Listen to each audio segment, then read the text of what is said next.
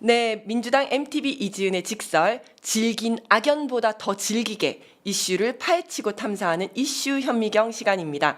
오늘은 존재만으로도 우리에게 든든함을 주시는 분을 모셨습니다. 진흙 속에서도 우아하게 피어나는 연꽃처럼 혼란한 정치 상황 속에서도 묵묵하게 본인의 길을 가시는 추장군 추미애 의원님 나오셨습니다. 네, 너무 반갑습니다. 요즘 진짜 매일매일 급박하게 돌아가는 정치 상황으로 바쁘실 텐데 또 그 와중에도 우리 직설을 찾아주셔서 너무나 감사드립니다. 네. 저희 시청자분들께 인사 한번 부탁드리겠습니다. 네, 우리 직설을 아껴주시고 사랑해주시는 시청자 여러분, 구독자 여러분 안녕하세요. 추미애입니다. 다시 인사드리고요. 사실 지금과 같은 혼탁한 시대에는 우리와 같이 공감해주고 또 진단을 해주고 우리가 무엇을 해야 할지 방향을 짚어주는 나침반이 필요한 때입니다. 마침 그 이지연이 진행하는 직설의 그런 해답과 또 공감을 우리가 발견할 수 있을 것 같은데요. 많이 아껴주시고요. 또 이 속에서 우리는 함께 희망을 가꾸어 나가도록 했으면 좋겠습니다. 와, 감사합니다. 일단 어저께 전해진 반가운 소식부터 네, 이야기해 보려고 네. 하는데요. 네. 이재명 대표가 선거법 위반 이제 무죄 받지 않았습니까? 어떻게 보셨습니까? 사실은 재판 진행 과정을 쭉 네. 지켜보면서 항소심이 정리를 하고 있다는 느낌이 들었어요. 네, 네. 그러니까 공소장 자체가 네. 막 왜곡이 돼 있었잖아요. 네, 가정법. 네. 맞습니다. 이러이러한 말을 한 것으로 간주하고 맞습니다. 이거 네, 네. 판단해 주세요. 그렇죠. 이거 유죄입니다. 이런 네, 식이었어요. 저렇게 가정법 왜곡된 소설 같은 공소장을 법원이 어떻게 받아들일지 궁금했는데 네. 공소장 변경을 요구를 하더라고요. 네. 그러면서 저거는 털어내려고 하는 거구나. 그래서 어제 그 판결 내용은 아주 명쾌했어요. 네. 상식적이고. 네, 상식적이었어요.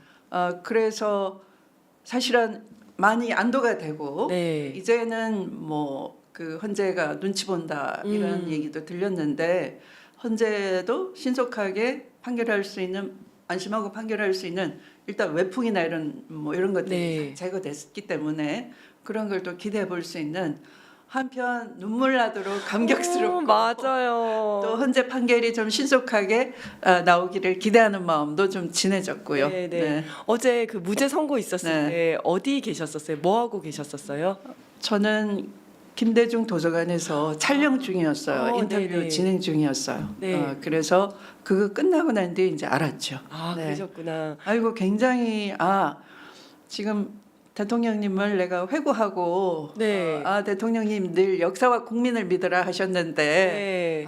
그 말 그대로 지금 되고 있구나 그렇게 생각했죠. 네, 저는 어저께 구로구청장 보궐선거 이제 그 네. 유세하러 지원 유세하러 갔었거든요. 네. 유세차에 탔는데 이제 2시부터 4시까지 유세차를 타야 되는데 딱 그 중에 나왔잖아요.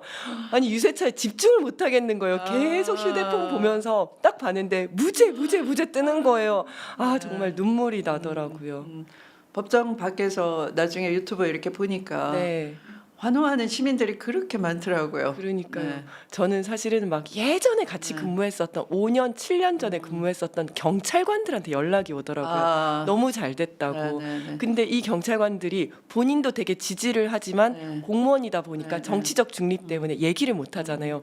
누구한테 말을 못 하고 저한테 연락이 오는 거예요. 너무 잘 됐다. 네, 자기가 네. 이거 너무나 기다리고 네. 있었다. 이러면서 네. 많은 국민들이 이 이재명 대표의 무죄, 사법 정의가 바로 서기를 네. 기다리고 기대하고 있었구나 이런 생각이 들었습니다. 재밌는 얘기는 네네. 이 공판을 계속 공소장 변경 요구했던 그 네네. 재판부가 나중에 바뀌었잖아요. 네네. 바뀌면서 누가 투입됐느냐 하면은 네. 고발 사주에 수사정보정책관 손준성을 네네. 1심 유죄에서 항소심 무죄로 뒤집은 판사가 거기 투입이 됐어요. 그래요. 네. 그러면 손준성은 윤석열을 옹호하는 그렇죠. 사람이었으니까 네. 그 그런 사람을 유죄에서 무죄로 바꾼 사람이라면 이거 좀 불리하게 윤석열 쪽에서 판단할 수- 그렇죠. 인사권을 활용해서 네네. 조희대 대법원장을 통해서 뭔가 네트워킹이 작용됐구나. 네. 많이들 걱정을 하시더라고요. 했었는데. 근데 저는 속으로 걱정을 안 했어요. 오. 왜냐하면 네. 그 판결의 주문만 보면은 네. 유죄가 무죄로 무죄로 된 것이지만 네, 네. 내용을 뜯어 보면은 네. 누구를 지칭하느냐 하면 최종적인 범죄자는 윤석열이다라는 거였어요. 네, 네. 손준성 보냄이라는 텔레그램 네, 그렇죠. 문자가 그 고발장 보낼 때 찍혀 있었는데 네, 네.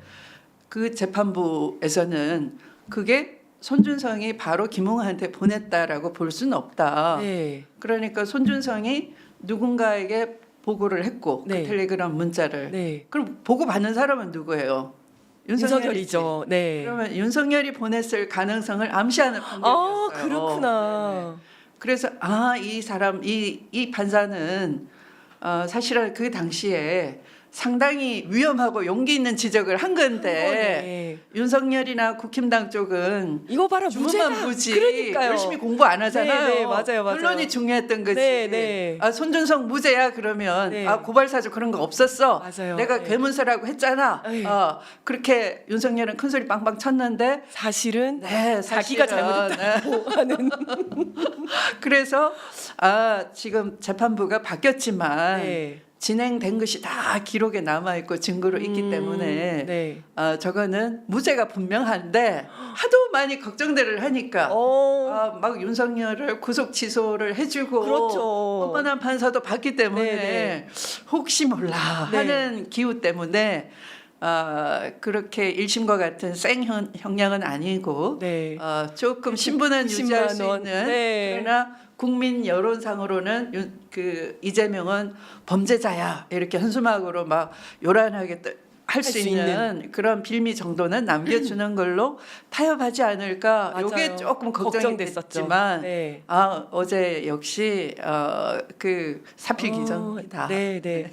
와, 저는 그거 몰랐었는데 네. 손준성 검사의 2심 판결문을 한번 찾아봐야 되겠네요. 네. 야, 이것도 한번 재밌는 말씀도 네. 해주셨습니다.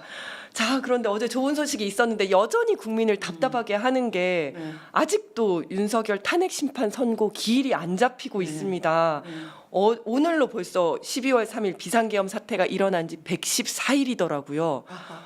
근데 국민들은 계속해서 탄핵 심판 선고 기일만을 기다리고 있거든요. 어떻게 보고 계십니까? 지금까지는 이게 너무 뻔한 일이잖아요. 네, 맞아요. 네, 그 탄핵소추 국회가 했을 때도 네, 네. 일단 포고령 이런 것들이 다 헌법 원칙을 배제해 버린 거고 네. 영장 없이 국민을 체포부검하고 엄단한다, 네, 네. 처단한다 이렇게 돼 처단한다. 있었고 네. 그리고 실제 그 부정선거 이런 걸 핑계로 네. 중앙선관위를 침탈을 했고 네, 네. 또 비상입법기구를 만들려고 네. 또 국회 계엄 해제권을 무력화시키기 무력화하려고. 위해서 국회의원을 무력으로 진압하려고 했고 네. 유리창을 깨고 네. 폭도처럼 들어갔고 병력이 네, 네. 그다음에 계엄의 절차적 정당성 네. 국무회의를 열었어야 되는데 한덕수 총리의 말에 의하면 국무회의가 아니고 간담회 수준이었다라고 그러니까요. 네, 네. 명확하게 이 대법정에서 진술을 해버렸잖아요. 네, 네. 윤석열이 아무리 회유를 해도 안 넘어가고 네. 네, 그런 거 봐서는 이게 더 토론할 여지가 없어요. 네, 정한 네. 법리가 필요하지도 않아요. 맞아요. 네. 그리고 국민 대다수가 윤석열이 복귀하면은 제2, 제3의 계엄령을 발동할 것 같다. 맞아요. 헌법을 안 지킨다 하는 네, 네. 그러니까 헌법을 지키지 않을 태도를 노골적으로 보인 것은 네. 바로 행상 책임을 떠안을 의사가 없는 것이다. 네, 네. 헌법을 수호할 의지가 수호할 없는 거죠. 의지를 네. 안 보이고 있다. 네. 국민 다 알고 있어요. 네, 그러면 네. 이런 국민 법감정에 어긋나는 탄핵 기각 판결을 할 수 있느냐 아무도 없어요. 네.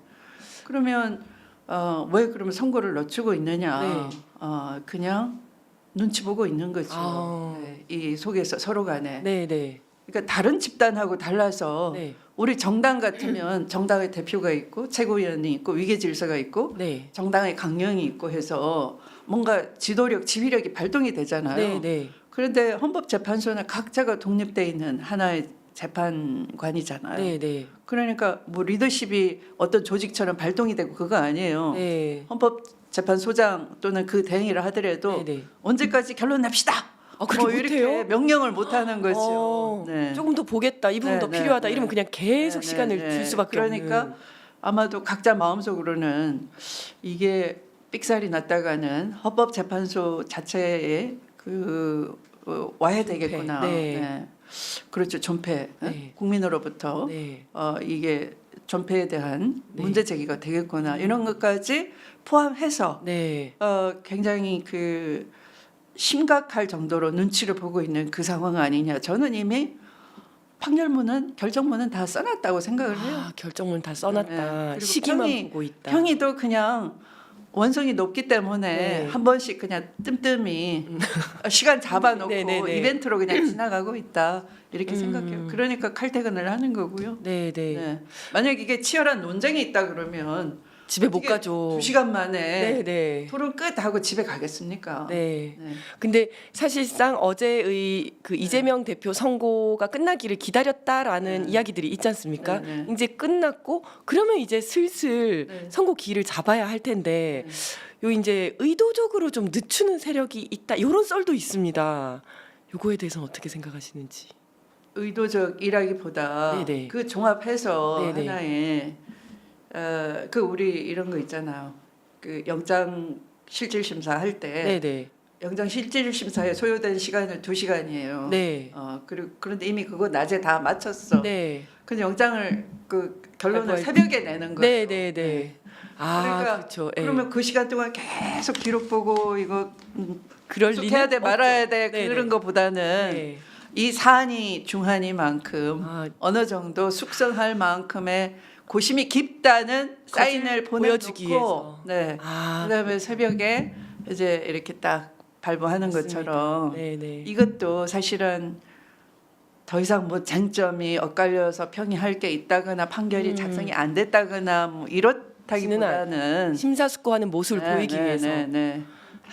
네, 알겠습니다. 그렇다고 또 이재명 재판 결과 뒤에 바로 돌아서서 이거 선고하면은 야, 이거 봐라. 무죄 나오니까 선고하는 거 봐라. 이럴 수 있으니까. 그러니까, 네.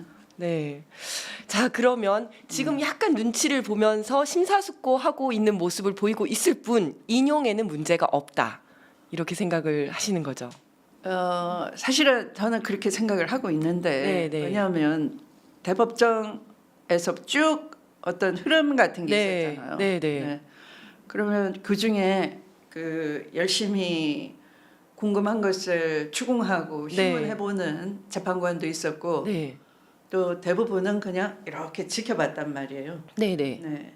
그런데 피청구인 쪽의 그 대응이나 진술 논리 이런 것들이 굉장히 억지스럽고 맞아요. 그랬잖아요. 네, 네. 그러면 재판관들이 그걸 다 보고 메모도 하고 네. 거기에 인용할 수 있는 쟁점이 뭔가 네. 이런 걸 다 그때 다 정리하면서 네. 봤을 건데 그러면 저기에 대해서 그럼 과연 어긋나는 그런 어떤 논리가 있을까? 제가 찾아봐도 없어요. 그러니까요. 역지사지로 네. 윤석열 변호인 측의 입장에서 네, 네. 저걸 그러면 받아들이고 네. 청구인 쪽, 국회 소추단 쪽 또 증인들 네. 그걸 다 배척할 만한 뭐가 있을까? 어떻게 했어야 저게 가능할까를 뒤집어 생각해봐도 없어요. 없어. 아, 맞아요. 네. 네. 저도 그렇더라고요. 네. 저도 인용될 거라고 보는데 네. 사실은 국민분들께서도 이거는 무조건 8대 0이야 하다가도 자꾸 뒤통수를 맞다 보니까 네, 네. 불안불안해지는데 네. 또 최근에 그 한덕수 전 총리 탄핵 기각이 있지 않았습니까? 네, 네. 이거 보면서 또 이제 약간 조마조마해지시는 것 같아요. 이렇게까지 정말 누구는 탄핵, 아니, 그러니까 인용부터 각하까지 모든 종류가 다 나왔잖아요. 네, 네, 네. 이 기각 결정문은 어떻게 보셨습니까? 한덕수 기각은 그러니까 뒷문이 열려 있다라는 거 외에는 없어요. 사실은 무슨 얘기냐면 그러잖아요. 우선 그 처음에 각하냐 아니냐. 네네. 그러니까 그 의결 정족수가 어떠냐. 200명, 151명. 네. 네.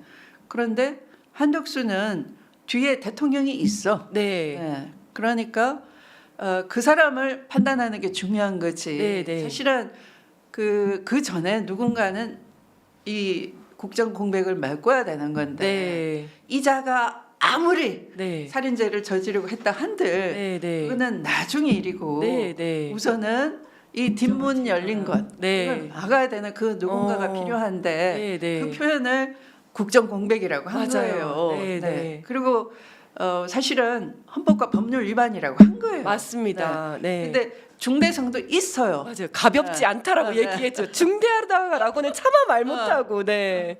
그런데 그거를 국정 공백 우려해서라는 정치 재판을 한 거예요. 네. 뒷문이 있기 때문에 뒷문이 네, 열려 있기 때문에 거기 네. 막고 좀 서 있어라. 네. 네. 아니 그러면 공무원이잖아요. 네. 공무원이 이렇게 헌법과 법률을 위반했다. 너 그 재판관 임명 안 한 거 잘못이다라고 얘기를 했으면 나와서 네. 그러면 나는 마은혁 재판관 임명하겠다 이렇게 얘기해야 되는 거 아닙니까? 제가 얘기했잖아요. 네. 이들은 네. 주문이 중요하지. 안 이유가 읽어본다. 아무리 창피스러워도 네, 네. 네. 그냥 맞아요. 거울을 보고 그냥 나 이뻐 하고 거울이 그래 네. 이뻐요 주인님 하면 되지. 네, 네. 정말로는 야 저 고춧가루 묻었고 그렇지. 그런 거 하나도 안 하고 보고 눈곱 묻었는데 네. 거울이 이쁘다고 해. 네. 그걸로 끝. 그걸로 끝 이런 식이죠. 맞아요. 네. 네. 저는 그때 네.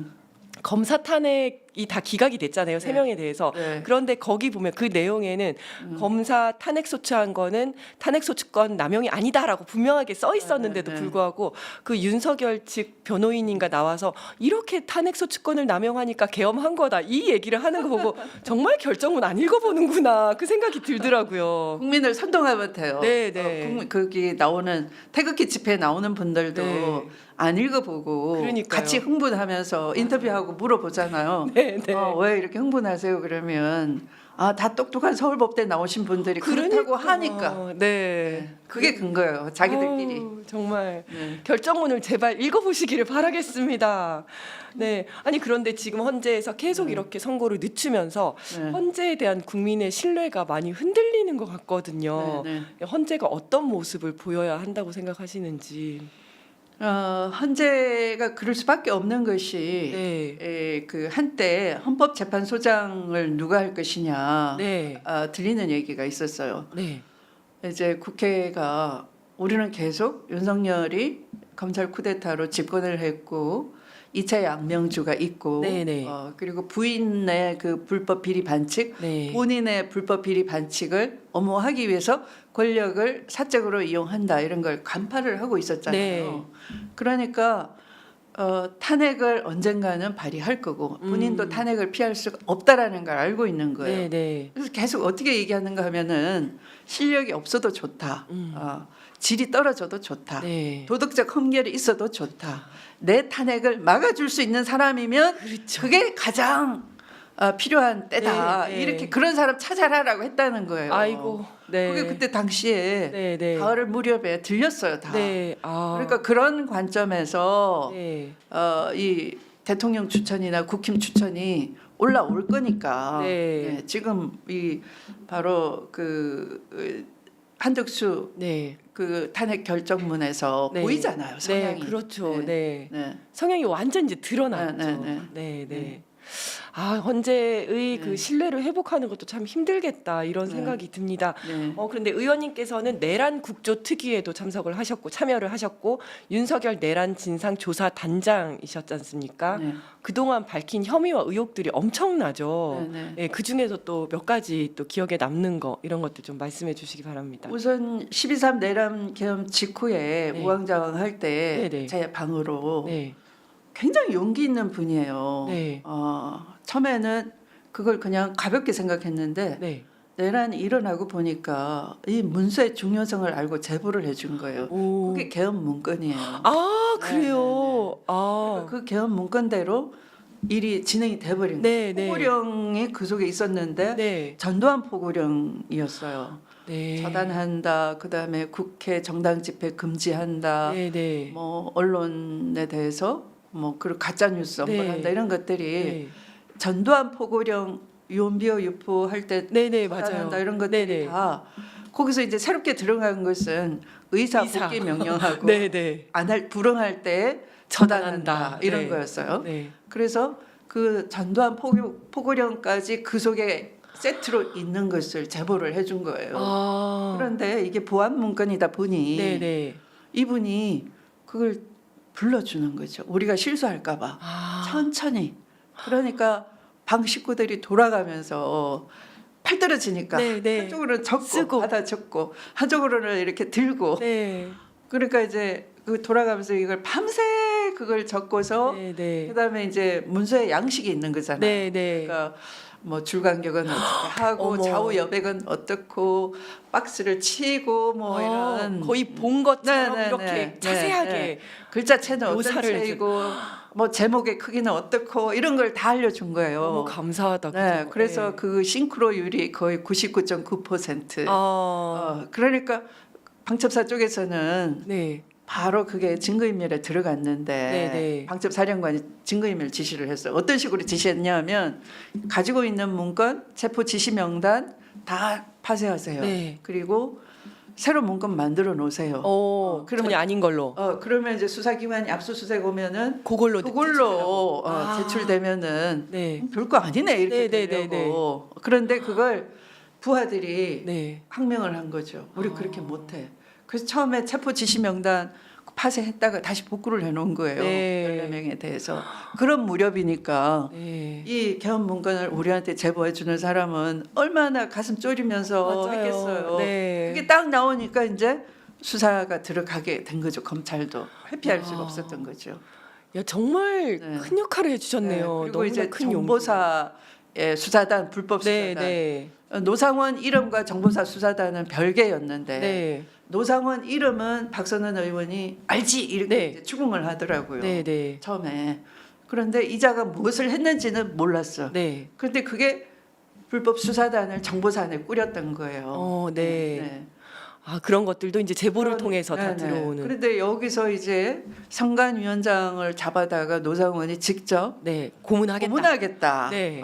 그리고 HID가 나를 엄호를 좀 해다오. 네, 네, HID까지 거기 수사단에 집어넣고 그리고 또 최근에는 이들이 네. 이들 중에 또 군사 경찰 과거에 네, 네. 헌병이라 불렸어 네. 그러잖아요. 헌병 잡아가 이러면 엄청 무섭잖아요. 그렇죠. 그러니까 민간인을 반국가 세력이라고 분류를 해놓고 노상원 네. 수첩에 네. 이걸 수집하고 수거하고 그다음에 폭사시키고 네, 수장한다 네, 이런 수장하고. 계획들이 있었잖아요. 맞아요. 네. 거기에 그 화천에 있는 네. 이 군사 경찰도 네, 네, 장교인데 네. 영관급 장교인데 포함이 돼 있는 거예요. 네. 그러면 수도권에 있는 군사 경찰들로 주로는 다 구성을 해놓고 왜 이 화천 사람을 한 명을 집어넣지? 네. 비수도권 부대를 네, 네. 봤더니 바로 그 수집소를 화천에다가 만들어 놓고서 거기를 직할하려고 했던 거예요. 노상원이. 아, 네, 이렇게 네. 보이는 거예요.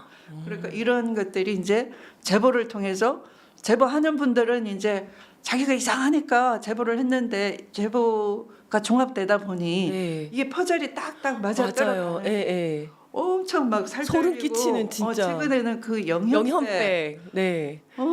놀랐어요. 이게 다 연결되는 네, 거잖아요. 네, 네. 이렇게 수집하고 수거하고 네, 네. 그래서 영현백에다 넣어서 이제 넣고 하려 이동하고. 했던 네, 건데 네. 영현백을 네. 12월 달에 갑자기 3천 몇 개를 더 네, 네. 주문을 했고 네, 네. 그런데 또 무시무시한 게 석방된 이후에 네. 또 긴급 발주를 했다 이런 네, 얘기들이 네. 나오지 영현백에 않습니까? 대해서는 네. 그 영현백 누가 공고를 냈냐 하면은 네. 김용현의 과거 최측근이 네. 그러니까 그 사람이 누군가 하면은 24년 4월에 네. 그러니까 김용현이 경호처장으로 있을 때 네.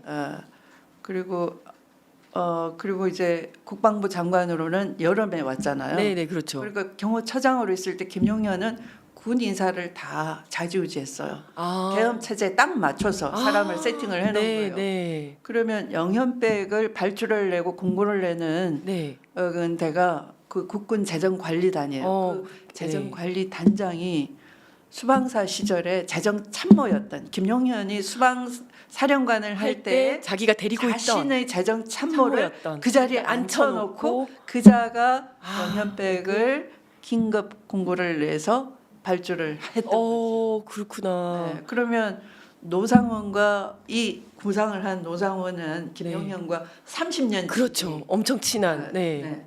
그런데 그걸 긴급 공고를 내서 발주한 사람도 역시 김용현의 채찍근. 채찍근이고. 아, 그렇게 다 이어지는 거네요. 네, 네, 야, 이게 진짜 이런 제보가 아니었으면 어떻게 알려졌을까라는 네. 생각이 듭니다. 네. 그리고 좀 최근에 또 윤석열이 북한 도발을 유도했었다. 네. 이런 의혹에 대해서도 제보를 받으셨죠. 네. 아파치 그렇죠. 헬기라든지. 네. 아파치 헬기는 이라크 전에서 네. 혁혁한 공을 세운 네. 그런 공격용 헬기예요. 네, 근데 네. 이게 정보에는 어울리지가 않아요. 네. 왜냐하면 치고 빠질 수가 없는 좀 어. 공격용 헬기니까. 네. 근데 정보라는 건 정탐을 한다는 건 은밀하게 가서 네, 이제 네. 보고 해야 되는데. 낮은 고도에서 네, 네, 은밀하게 네. 딱 치고 빠져야 되는데 네, 네. 그렇게 예민하고 민첩하진 않단 말이에요. 네, 네. 그냥 둔감한 헬기니까 네, 대공화기에 굉장히 약한 거예요. 네. 그러니까 휴대용 대전차용 그 대공화기라는 게 네. 그 소련용 대공화기가 있는데 네. 거기에 굉장히 취약한 음. 추격하면 바로 떨어져 버리는 건데 네, 네. 눈에 바로 띄는. 이걸 눈에 띄게 고도를 높여서 높여서. 비행하라라고 네, 네. 하고 조종사들이 겁이 난 거 우리가 왜요? 근데 이게 통합 정보 작전이라고 하면서 어떤 네. 식이냐 하면은 통합이니까 해병대 네. 그다음에 뭐 공군 전투기 그러니까 공군 전투기는 위협 비행을 막 하고 네, 네. 그다음에 NLL을 향해 가지고 해병대는 북한 쪽으로 막 그렇죠. 포를 쏘고 쏘고 그다음에 아파치 헬기는 고공으로 막 일부러 날아다니고 막 자극시키려고. 평소에 다니는 그런 항로도 아닌 네. 북한 쪽에 채 근접해서 높게 막 날고 네, 네. 그러니까 이 북한 쪽이 무지하게 참았던 거죠. 그러네요, 진짜. 네. 아니 공격을 유도하려고 그렇게까지 했는데도 했는데. 불구하고 야 저기랑 엮이면 안 돼라고 안 돼. 해서 그냥. 그러니까 엮이기 싫다를 어떻게 표시했느냐 하면 네. 경의선 폭파하고 막 했잖아요. 그렇죠. 야 그리고 오지 마. 우리 철도 폭파하고 그러니까요. 용도 네, 네. 폭파하고 네. 그리고 그 폭파하면은 남는 부산물 있잖아요. 네, 네. 철길하고 침묵 네. 이런 거 다 빼서 저쪽 안쪽 내륙 쪽으로 옮겨놓고 옮겨놓고. 우리는 너하고 엮이지 않을래. 야 정말. 우리 모른 척 할래. 너가 무슨 짓을 하든지. 정말 윤석열이랑 엮여서 좋을 거 하나도 없다라는 걸 네, 이미 네. 알고 있었네요. 네. 네. 야 정말. 그러니까 네. 몽골로 정보사 요원을 보내가지고 맞아. 네네. 야, 눈치가 그렇게 없니? 그렇지. 우리 좀 거들어 그렇죠, 봐라. 그렇죠. 그러면 예, 너 예. 좋고 나 좋을 거야. 야. 이러려고 네. 그러지 않았나. 근데 몽골에서 북한 쪽을 접촉하려고 하니까 네. 몽골 정보 당국에서 네. 알아버린 거예요. 이 대한민국 요원들이 와가지고 무슨 짓을 하는 거야? 예. 체포해버렸어요. 아. 그러니까 실패로 돌아갔겠죠. 그러니까 이제 답답해져가지고 네. 우리 정보사가 다시 몽골 가서 빼온 거예요. 네, 가서 네. 쓰고. 아니 정말. 그런데 그런 것들이 하나도 수사가 안 됐는 거예요. 네, 수사도 안 되고 네. 정말 의원님이 이렇게 밝히시지 않았으면 네, 네. 알려지지 않았을 그러니까 내용이잖아요. 이제 지금은 저도 수사권은 없으니까 그렇죠, 예.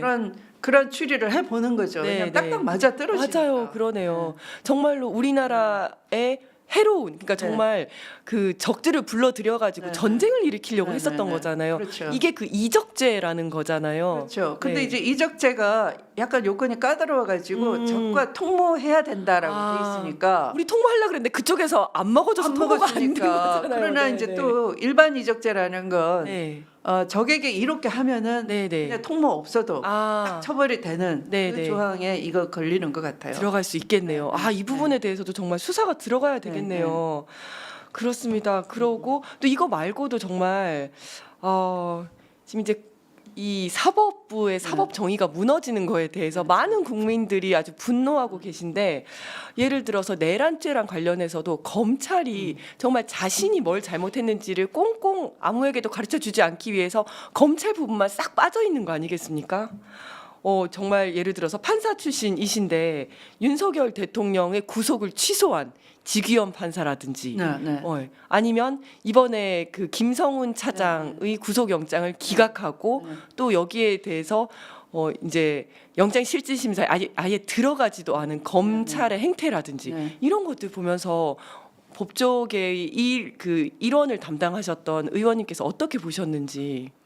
저는 지기현 판사는 법관 징계위에 해부해야 된다고 봅니다. 네. 왜냐하면 사안이 엄청 중대한 맞아요. 내란죄, 우두머리. 윤석열 내란 우두머리와 그 공범들을 담당한 재판부인데 맞아요. 네네. 이 구속 취소에 회개한 논리를 갖다 댔거든요. 그렇죠. 그러니까 갑자기 이 법원 실무 제요에도 있는 네. 영장 실질 심사에 소요된 기간을 수사기관에서는 기록이 법원에 넘어온 동안은 수사에 지장을 받았기 때문에 네.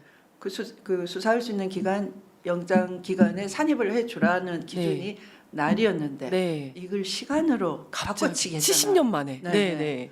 그런데다가 앞에 또 체포 적부심에 적부심. 소요된 것은 또 산입을 안 해줬어요. 맞습니다. 네. 네, 네. 그러면서 이게 기간 지나서 기소한 거니까 기소가 부적법하다. 네, 네. 이런 식의 이유로 풀어주면서 네. 사실은 이 공소 제기한 이후에는 네. 피고인 신병에 대해서는 불구속 재판할 것인지 구속 재판할 것인지는 재판부가 결정하는 거예요. 네. 그럼 만약에 구속 기간이 만료돼서 네.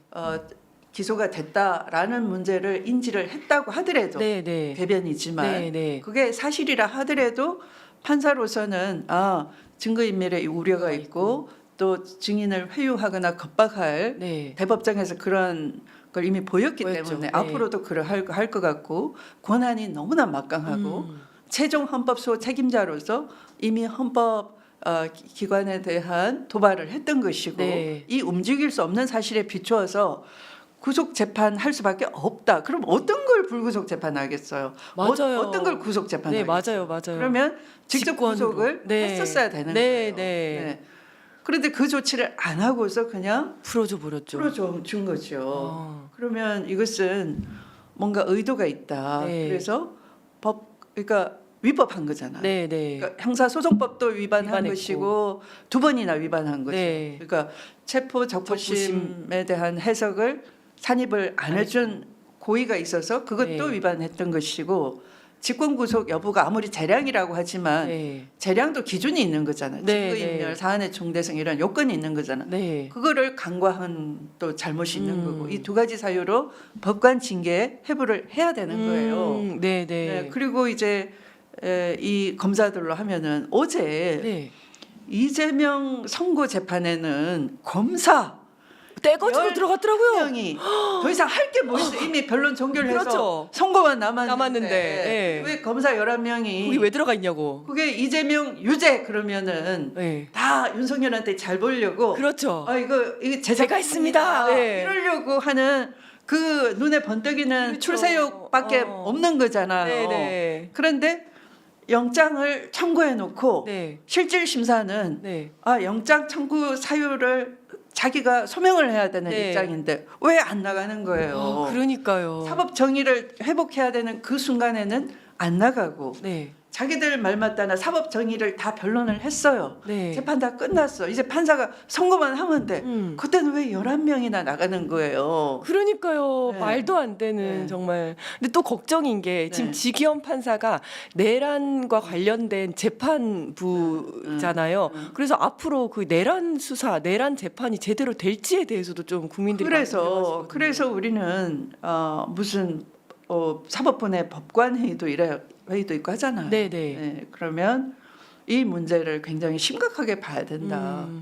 그러니까 입법, 사법, 행정 권력을 상권 분립한 것은 네. 행정부가 그 헌법을 안 지켰을 때 사법부가 견제를 하라는 것이고 네. 입법부는 그럴 법을 만들었는 것인데 네. 사법부가 그 법 적용을 왜곡하는 거예요. 네. 그럴 때는 이 민주주의가 안 지켜지기 때문에 이 법관회의를 열어서 징계하자라고 네. 목소리가 나와야 되는 거죠. 네, 네.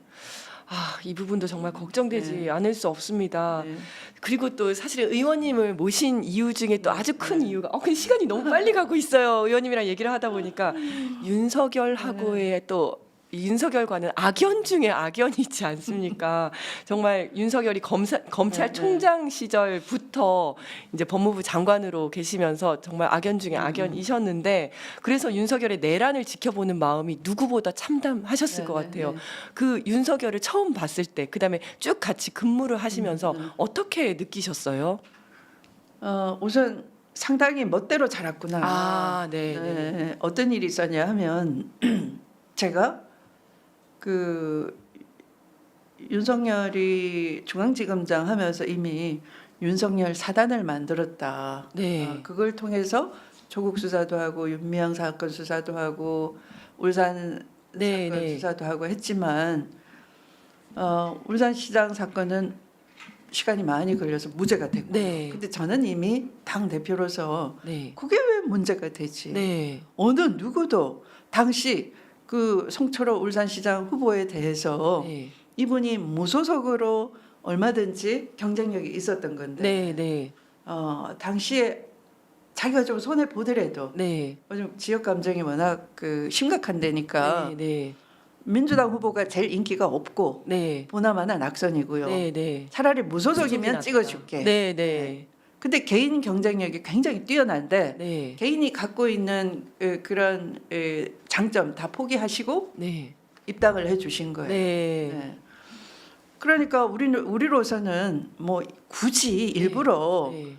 무슨 거기서 울산시장 후보를 위해서 일부러 하명 수사를 하라라고 할 필요도 없었고, 네, 네. 근데 놔두면 자기가 다 돌파해내는 네, 사람이니까 그럴 이유가 하등 없었던 건데 네.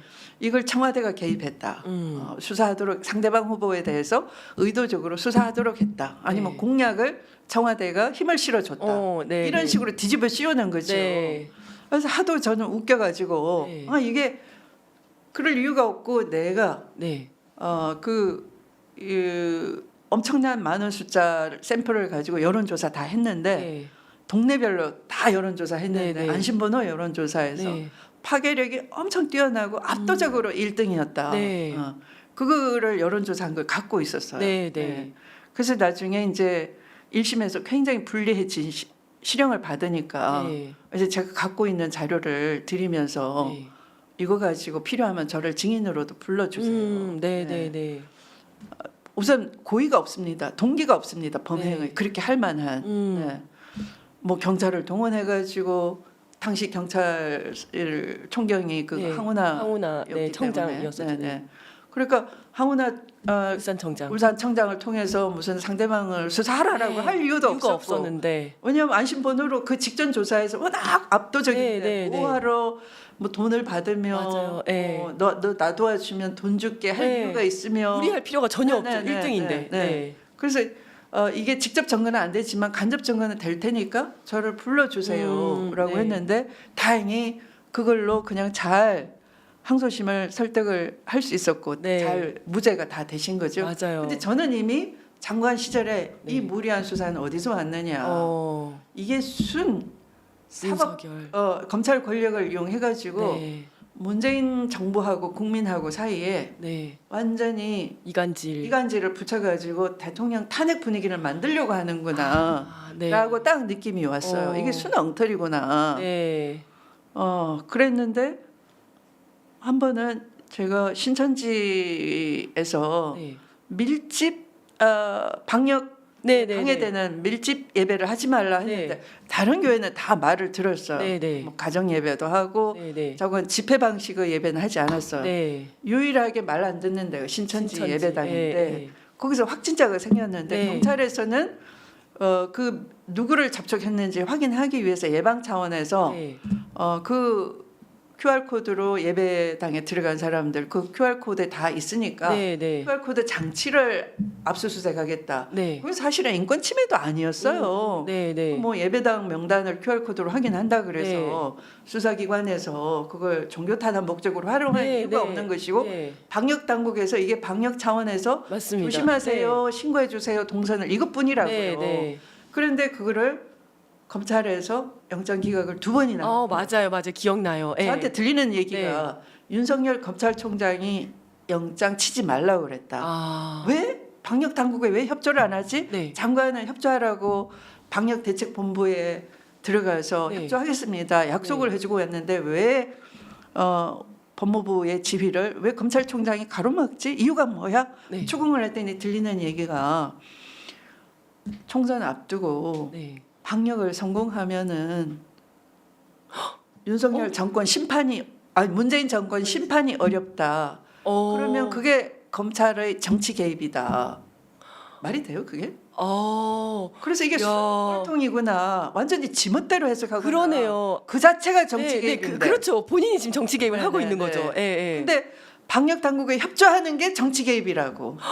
문재인 야. 정부가 방역 성공을 하면 안 된다고. 안 되기 때문에. 방역에 대한 실패로 심판받아야 그렇지. 된다고. 방역을 실패해서 총선에서 망하게 하기 위해서 일부러 안 한 거잖아요. 수사를 안 한 거잖아요. 수사를 가로막은 거. 야, 그게 정치 개입이죠, 진짜. 네. 아, 그때부터 이미 알고 계셨네요. 그러니까 진짜. 이자는 말이 안 통하는 사람이구나. 어떤 목적이 있구나, 뚜렷한. 네. 그래서 사실은 네. 많은 국민들이 정말 이제 법무부 장관 하실 때 윤석열 검찰총장과 이렇게 대립이 되고 막 네, 하셨을 네, 때 네. 그때는 몰랐거든요. 네. 그때는 몰라서 아, 왜 법무부 장관이 저걸 이렇게 무리하시는 거 아닌가라는 얘기도 하고 했는데 지금 돼서야 이제 윤석열의 실체를 알고 난 국민들이 그때 우리 추미애 장관님을 지켜드리지 못한 거에 대해서 굉장히 미안하게 생각하고 있어요. 네, 그땐 정말 언론도 제대로 보도를 하지 않았었고 그랬던 상황이었었죠. 그러니까 그자가 그때 했던 수법을 네. 지금 그대로 다 써먹고 있어요. 헌법재판관 기피 신청하고 또 마타도어를 뿌려가지고 신뢰를 깎아내리고 모욕을 네. 주고 하는 것이 그 당시 제가 범죄 사실을 인지하고 징계 청구했을 때 네, 징계위원들을 깎아내리고 네, 모욕을 맞아요. 주고 겁주고 네, 네, 어떤 특정 지역 출신이다 사실 아닌데 네, 그리고 저 가깝다 사실 쟤하고 가깝지도 않고 저는 일면식도 없고 얼굴도 모르는데 네, 네, 통성명 한 바도 없는데 네. 네, 그런 식으로 신뢰를 실추시키고 그런 식으로 빠져나갔어요 실제.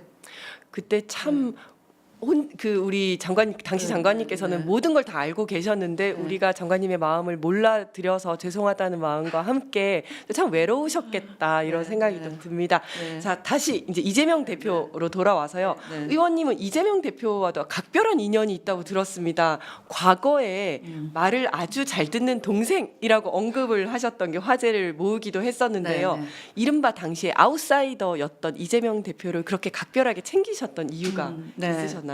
네.